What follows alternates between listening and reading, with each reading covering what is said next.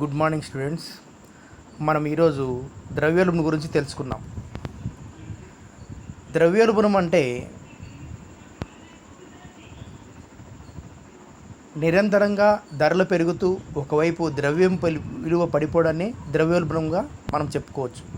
ఇప్పుడు మనము కొంతమంది ఆర్థిక శాస్త్రవేత్తల నిర్వచనాలను పరిశీలిద్దాం. ప్రొఫెసర్ కౌతర్ ప్రకారము ద్రవ్యోల్బణ స్థితిలో ద్రవ్యం విలువ తగ్గి ధరలు పెరుగుతాయి. హార్టరీ ప్రకారము అధికంగా కరెన్సీ నోట్లను జారీ చేయడాన్ని ద్రవ్యోల్బణము అంటారు. డాల్టన్ ప్రకారము తక్కువ వస్తురాశిని ఎక్కువ వస్తురాశి తరమడాన్ని ద్రవ్యోల్బణం అంటారు. అకార్డింగ్ టు ఇర్వింగ్ ఫిషర్ ప్రకారము వస్తు సేవలు కొనుటకు ఉపయోగించబడే ద్రవ్యరాశి లభ్యమే వస్తువుల కన్నా ఎక్కువగా పెరుగుట. ఏసీ పిగో ప్రకారము వాస్తవిక ఆదాయం పెరుగుదల కన్నా ద్రవ్య ఆదాయాలు ఎక్కువగా పెరగడం. ఈ విధంగా మనము ద్రవ్యము నిర్వచనాలను మనం అర్థం చేసుకోవచ్చు. తర్వాత ద్రవ్యోల్బణము రకాల గురించి తెలుసుకున్నాం.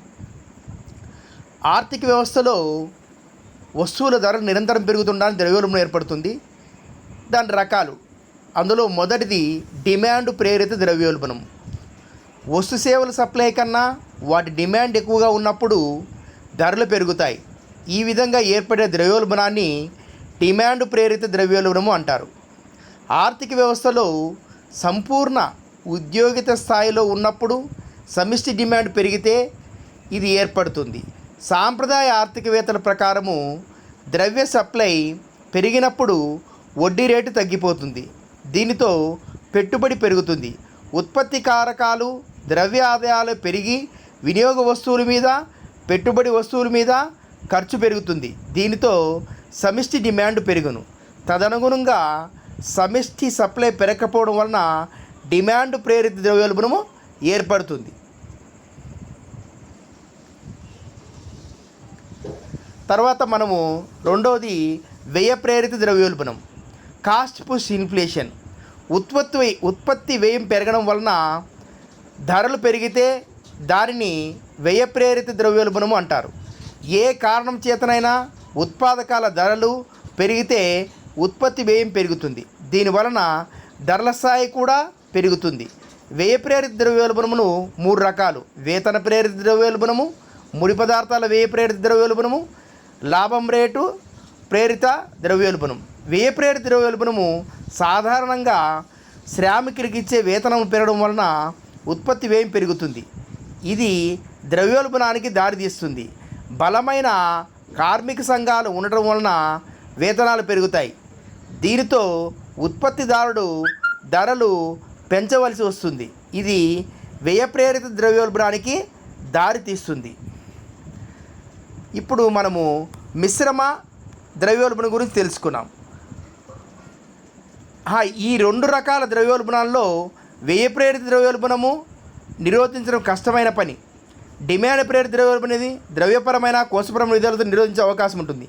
కానీ ఇవే పదాలతో వ్యయ ప్రేరిత ద్రవ్యోల్బణం నిరాకరించడం కష్టం. కార్మిక సంఘాలు బలంగా ఉండడం వలన వేతనాలు తగ్గించే అవకాశం ఉండదు. అందువలన ద్రవ్యపరమైన కోశపరమైన చర్యల వలన వ్యయ ప్రేరిత ద్రవ్యోల్బణాన్ని నివారించలేము.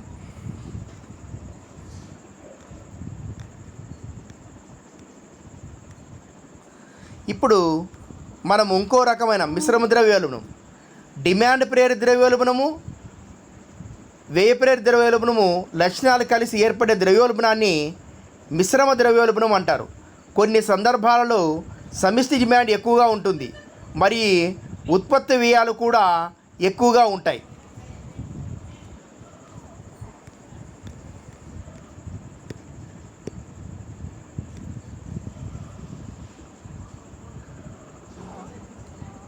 అణిచిపెట్టబడిన ద్రవ్యోల్బణము, దీనిని కనిపించని ద్రవ్యోల్బణం అంటారు.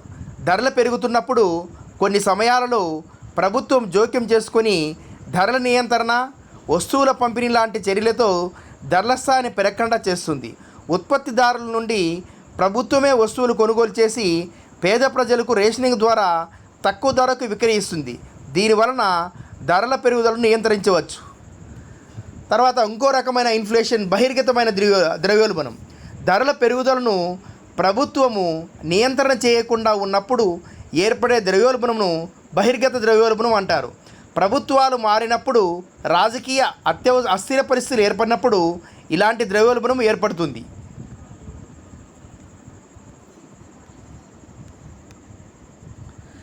ధరల స్థాయిని బట్టి ద్రవ్యోల్బణాలు ఉన్నాయి. దీన్ని 4 రకాలుగా విభజించవచ్చు. పాకే ద్రవ్యోల్బణం, క్రీపింగ్ ఇన్ఫ్లేషన్. ప్రతి సంవత్సరము వస్తువుల ధరలు 2 నుంచి 3% చొప్పున పెరుగుతుంటే ఇలాంటి ద్రవ్యోల్బణాన్ని ప్రాకే ద్రవ్యోల్బణం అంటారు. మరి రెండో రకం వాకింగ్ ఇన్ఫ్లేషన్, నడిచే ద్రవ్యోల్బణం. ప్రతి సంవత్సరము ధరల పెరుగుదల 4 నుంచి 5% మధ్య ఉన్నట్లయితే అలాంటి ద్రవ్యోల్బణాన్ని నడిచే ద్రవ్యోల్బణం అంటారు. తర్వాత మూడవది రన్నింగ్ ఇన్ఫ్లేషన్, పరిగెత్తే ద్రవ్యోల్బణము. ఆర్థిక వ్యవస్థలో వస్తువుల ధరలు ప్రతి సంవత్సరము 5 నుంచి 10% మధ్య ఉంటే దానిని పరిగెత్తే ద్రవ్యోల్బణం అంటారు. మరి నాలుగవది ఉరకల ద్రవ్యోల్బణము, హైపర్ ఇన్ఫ్లేషన్, ఉధృత ద్రవ్యోల్బణము.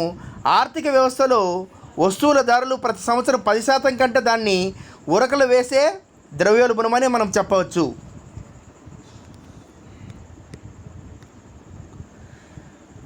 తర్వాత నిజ ద్రవ్యోల్బణం.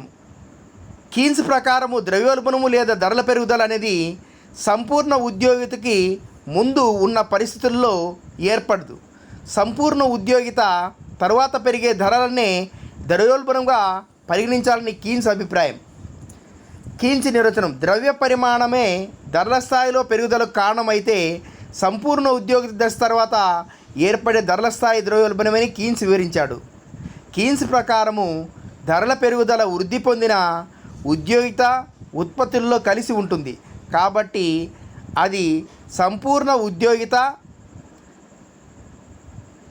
దశ వరకు ఆర్థిక వ్యవస్థ మంచిది.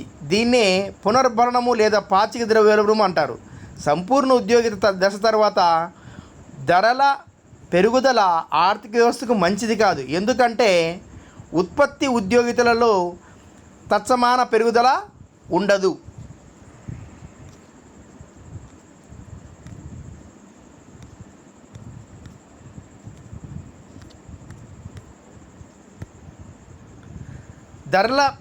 ధరలు పెరిగే స్థాయి బట్టి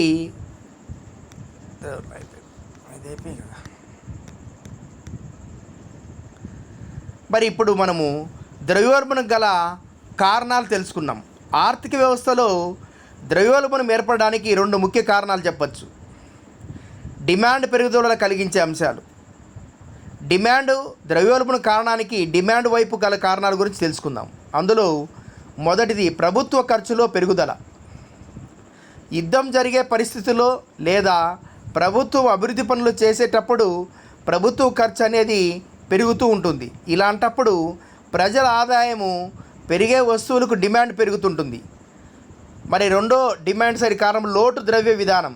ప్రభుత్వ ప్రణాళికలలో బడ్జెట్లో ఆదాయం కంటే వ్యయం ఎక్కువగా ఉంటే ఆ లోటును పూరించడానికి ద్రవ్య సప్లైని పెంచడం ద్వారా పూడ్చుకోవచ్చు. ద్రవ్య సప్లై పెరగడం వలన వస్తువులకి డిమాండ్ పెరుగుతుంది. మరి మూడో కారణం డిమాండ్ సైడ్ ఎగుమతుల్లో పెరుగుదల. దేశంలో ఉత్పత్తి చేసే వస్తువులకి ఇతర దేశాల్లో డిమాండ్ ఎక్కువగా ఉన్నప్పుడు ఎగుమతులు పెరిగి దేశంలో లభ్యమయ్యే వస్తువులు తగ్గుతాయి. ఇలాంటప్పుడు డిమాండ్కు సరిపడే వస్తువులు దేశంలో లభ్యం కావు కాబట్టి డిమాండ్ పెరగడానికి దోహదం చేస్తుంది. మరి నాలుగో కారణం ప్రజల సంస్థల ఖర్చు పెరుగుదల. ప్రజలు సంస్థలు తమ వినియోగ ఖర్చును పెట్టుబడి ఖర్చు పెంచినప్పుడు డిమాండ్ పెరిగి వస్తువుల ధరలు కూడా పెరుగుతాయి.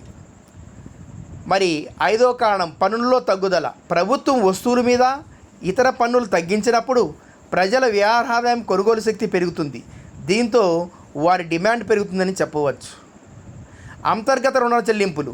ప్రభుత్వము పూర్వం ప్రజల దగ్గర తీసుకున్న రుణాలను తిరిగి చెల్లించినట్లయితే ప్రజల దగ్గర ఉన్న ద్రవ్యము పెరుగుతుంది, అంటే వారి కొనుగోలు శక్తి పెరుగుతుందని చెప్పవచ్చు.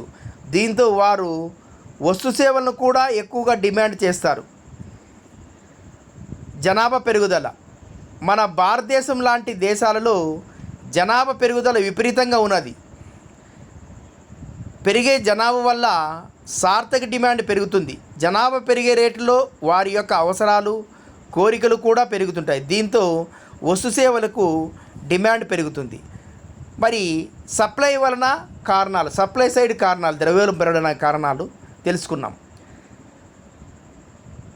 సప్లై సైడ్ కారణాలు మొదటి కారణం వ్యాపారస్తులు వస్తు సేవలను గుప్తపరచడం. అంటే వ్యాపారస్తులు వస్తువులు దాచిపెట్టి కృత్రిమ కొరత సృష్టించి ధరలు పెంచేటట్లు చేస్తారు. వ్యాపారస్తులు అధిక లాభార్జన పొందాలన్న ఉద్దేశంతో వస్తువుల సప్లైను గుప్తపరిచి కృత్రిమ కొరత సృష్టించి అవకాశం ఉన్నది. నిత్యావసర వస్తువుల కొరత సమయంలో, ధరలు పెరిగే సమయంలోనూ గుప్తపరిచి కృత్రిమ కొరత సృష్టించే అవకాశం ఉన్నది.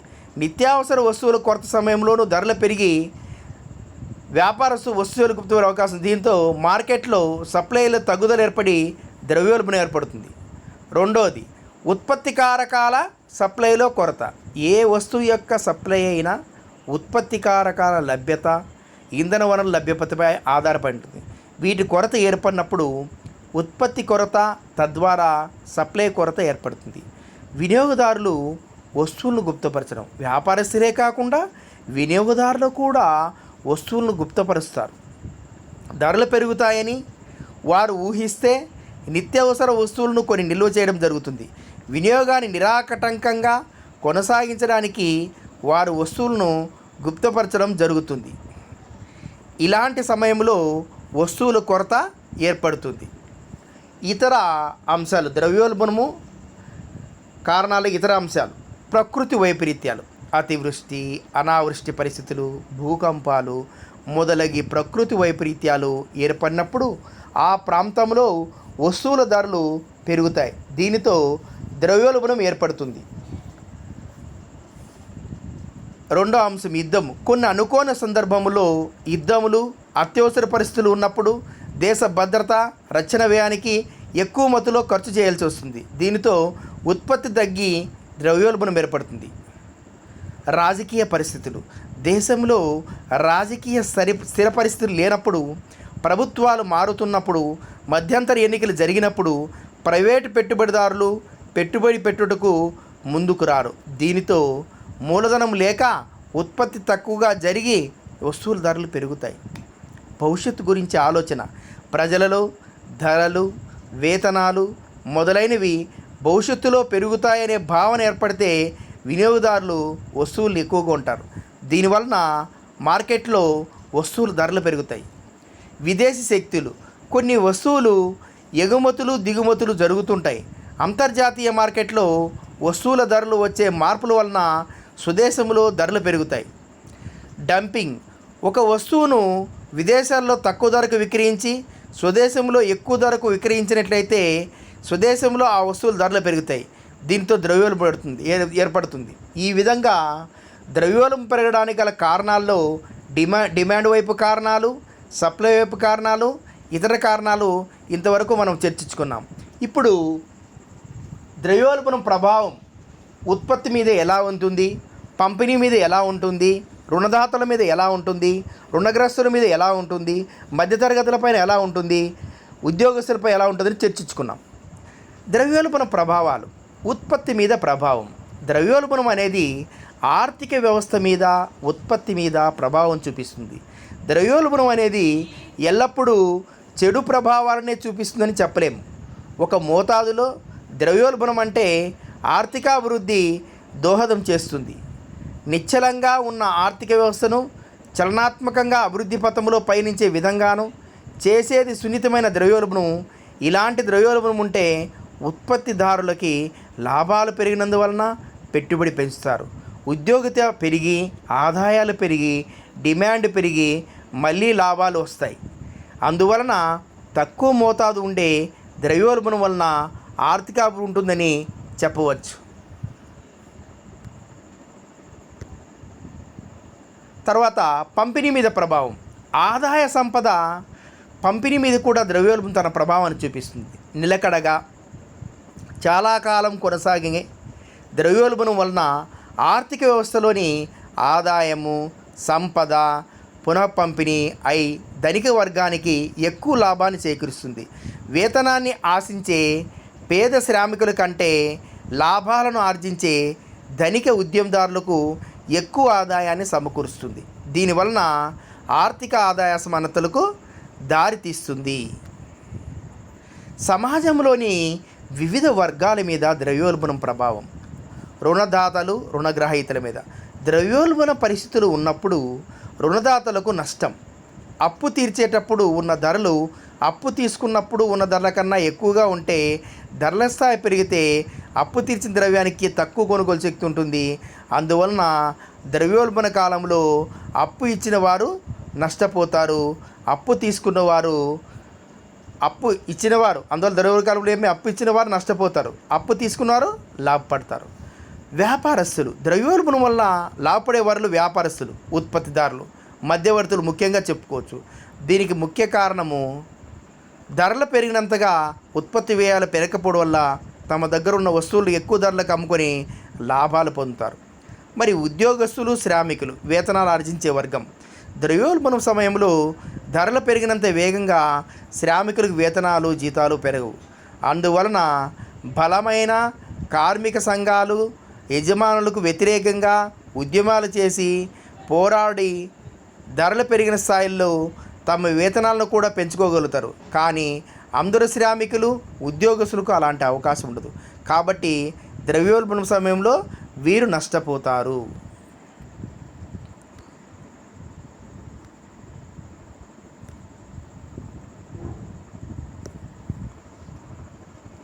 తర్వాత స్థిర ఆదాయ వర్గాలు. స్థిర ఆదాయం వచ్చే వారిపై ద్రవ్యోల్బణ ప్రభావం తీవ్రంగా ఉంటుంది. రిటైర్ అయిన ఉద్యోగులు, నిర్దిష్ట వడ్డీ వచ్చే పొదుపు గలవారు, బాటకంతో జీవించేవారు మొదలైన వారిపై ద్రవ్యోల్బణము ప్రభావం ఎక్కువగా ఉంటుంది. ధరలు ఎంత పెరిగినా వారి ఆదాయము స్థిరంగా ఉంటుంది. కాబట్టి వీరి యొక్క వాస్తవ ఆదాయం తగ్గిపోయి జీవన ప్రమాణ స్థాయి తగ్గిపోతుంది. పెట్టుబడిదారులు. సాధారణంగా పెట్టుబడిదారులు రెండు రకాలు. వాటాలలో, షేర్లలో పెట్టుబడి పెట్టేవారు, బాండ్లలో, డిబెంచర్లలో పెట్టుబడి పెట్టేవారు. వీరిలో వాటాలు, షేర్లు కొన్న వారికి వ్యాపార సంస్థలు లాభాలకి పంచిస్తాయి కాబట్టి వీరు లాభం పొందుతారు. నిర్దిష్ట ఆదాయం వచ్చే బాండ్లు, డిబెంచర్లు పెట్టుబడి పెట్టేవారు నష్టపోతారు. సాధారణంగా బాండ్లలో మధ్యతరగతి ప్రజలు, షేర్లలో ధనికులు పెట్టుబడి చేస్తారు. కాబట్టి ద్రవ్యోల్బణం ధనికులకు లాభాలను, మధ్యతరగతి ప్రజలకు నష్టాలను కలిగిస్తుంది. ఇది ఆదాయ అసమానతలను దారితీస్తుంది. ద్రవ్యం విలువ. ద్రవ్యోల్బణ కాలంలో ధరలు పెరగడం వలన ద్రవ్య విలువ పడిపోతుంది. ఇద్దరు అన్నదమ్ములు చాలా సంపన్నులు. వీరిలో పెద్దవాడు చాలా విపరీతంగా పొదుపు చేసేవాడు. తన ఆదాయాన్నంతా బ్యాంకులు దాచుకునేవాడు.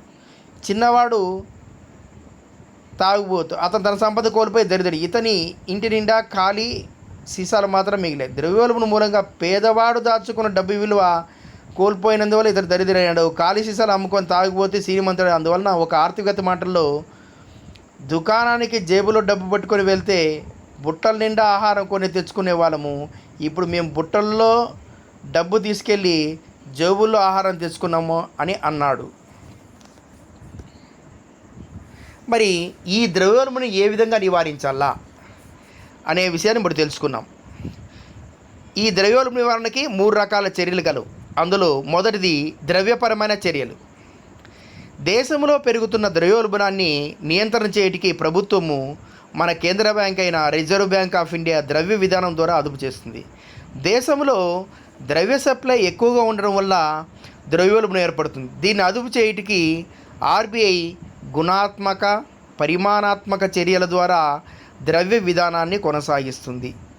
ద్రవ్యోల్బణ నియంత్రణకి ద్రవ్యపరమైన చర్యలను సూచించిన ఆధునిక ఆర్థికవేత్త మిల్టన్ ఫ్రీడ్మ్యాన్. అందులో మొదటిది బ్యాంక్ రేటు పెంచడము లేదా డిస్కౌంట్ రేట్లను పెంచడం. వాణిజ్య బ్యాంకులు తమ సెక్యూరిటీ ఆర్బీఐ వద్ద పెట్టి అప్పు తీసుకునేటప్పుడు ఆర్బీఐ నిర్ణయించే వడ్డీ రేటుని డిస్కౌంట్ రేటు, బ్యాంక్ రేట్ అంటారు. ద్రవ్యోల్బణం ఉన్న సమయంలో బ్యాంక్ రేటు పెంచినట్లయితే వాణిజ్య బ్యాంకులు కూడా ప్రజలు సంస్థలకి రుణాలు ఇచ్చే సందర్భంలో నిర్ణయించే వడ్డీ రేటు కూడా పెరుగుతుంది. దీన్నే ద్రవ్య చలామణి తగ్గ ద్రవ్యోల్బణం తగ్గుతుంది. నగదు నిల్వ నిష్పత్తిని పెంచడం, క్యాష్ రిజర్వ్ రేషియో. వాణిజ్య బ్యాంకులు స్వీకరించే డిపాజిట్లలో కొంత భాగాన్ని కేంద్ర బ్యాంకు వద్ద నిల్వ ఉంచాలి. దీనినే నగదు నిల్వ నిష్పత్తి అంటారు. ద్రవ్యోల్బణ సమయంలో ఈ నిష్పత్తిని పెంచినట్లయితే వాణిజ్య బ్యాంకులకు రుణాలు ఇవ్వగలిగే శక్తి తగ్గిపోతుంది. కాబట్టి పెట్టుబడి, ఉద్యోగిత ఆదాయము, డిమాండ్లు తగ్గి ధరలు కూడా తగ్గుతాయి. దీనితో ద్రవ్యోల్బణాన్ని కొంతమేర నివారించవచ్చు. మార్జిన్ ఆవశ్యకతను పెంచడం. సాధారణంగా రుణాలు ఇచ్చే సందర్భంలో వాణిజ్య బ్యాంకులు వస్తువులు లేదా ఆస్తిని పూచిగా పెట్టుకొని వాటి విలువ పూర్తిగా కాకుండా కొంత తగ్గించి ఇస్తుంది. ఈ తగ్గించే రేటుని మార్జిన్ అంటారు. ద్రవ్యోల్బణ కాలంలో ఈ మార్జిన్ను పెంచుతుంది. ప్రభుత్వ సెక్యూరిటీలు మార్కెట్లో అమ్మడం. ప్రభుత్వ సెక్యూరిటీలను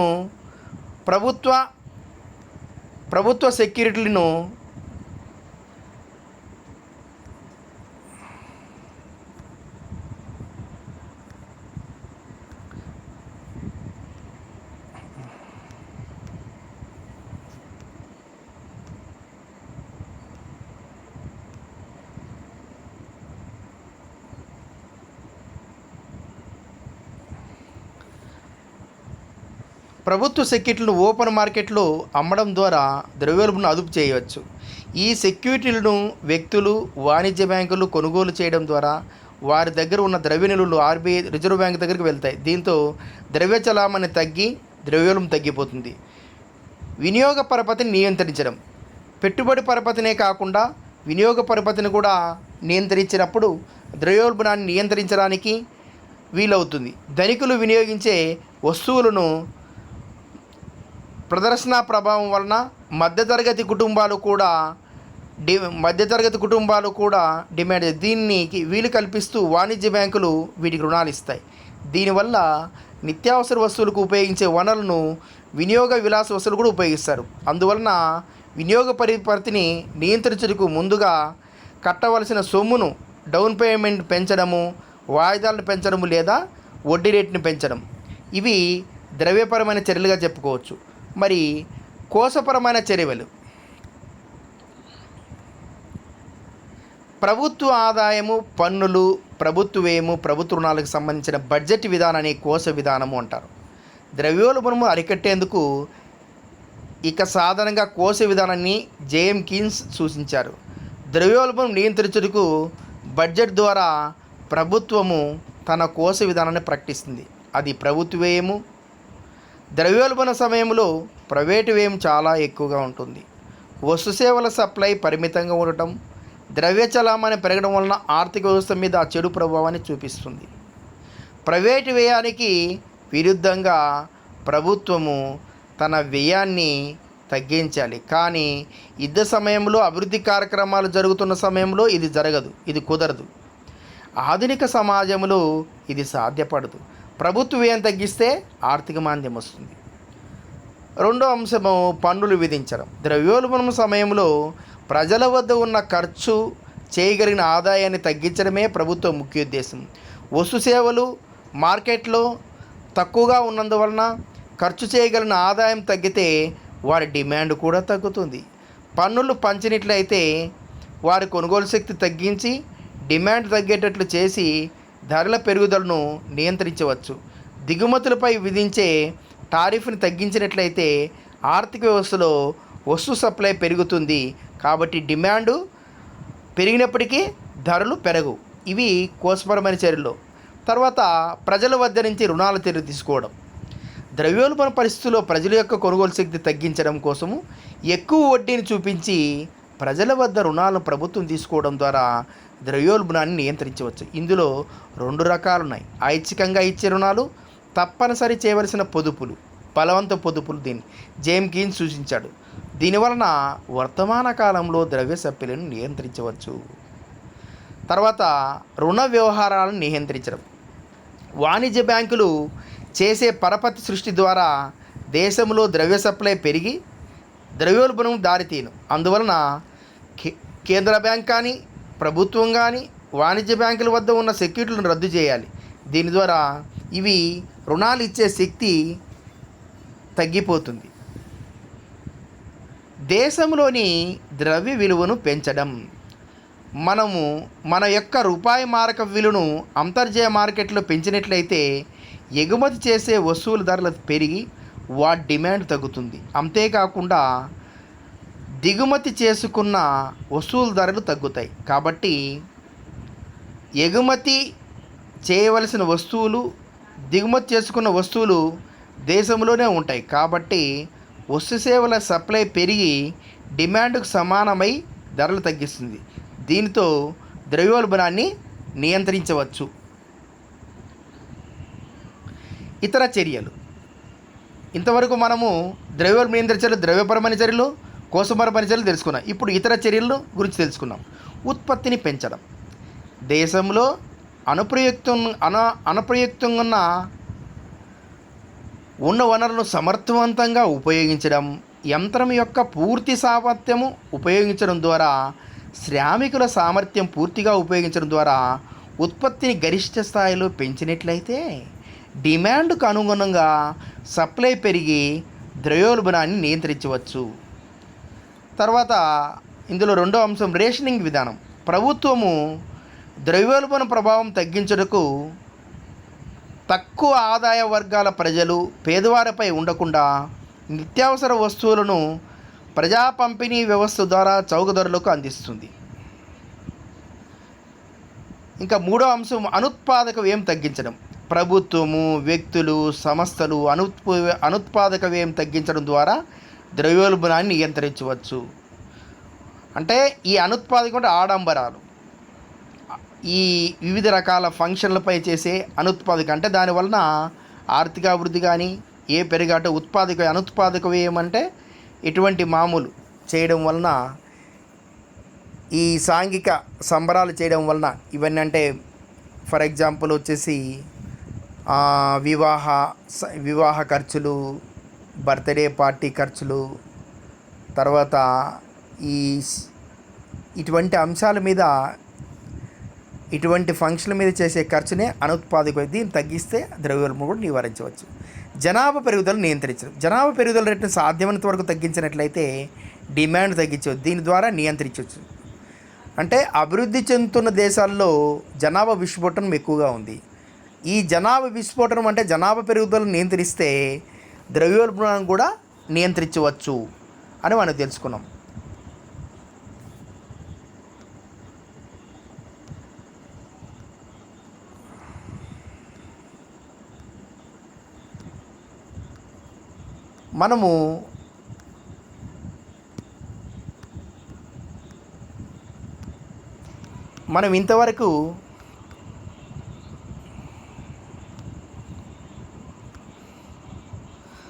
మనం ఇంతవరకు ద్రవ్యోల్బణం నిర్వచనాన్ని, ద్రవ్యోల్బణంలో రకాలను మరియు ద్రవ్యోల్బణము ప్రభావాలను, తర్వాత ద్రవ్యోల్బణం ఏ విధంగా నియంత్రించవచ్చు అనే అంశాలను తెలుసుకున్నాం.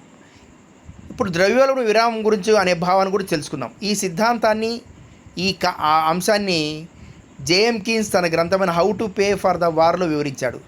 ఆర్థిక వ్యవస్థలో అనుకునే వ్యయము నిలకడగా ఉండే ధరల్లో మొత్తం ఉత్పత్తి విలువ కన్నా ఎక్కువగా ఉంటే వాటి మధ్య గల వ్యత్యాసమే ద్రవ్యోల్బణ విరామము లేదా ద్రవ్యోల్బణ సంధి అంటారు.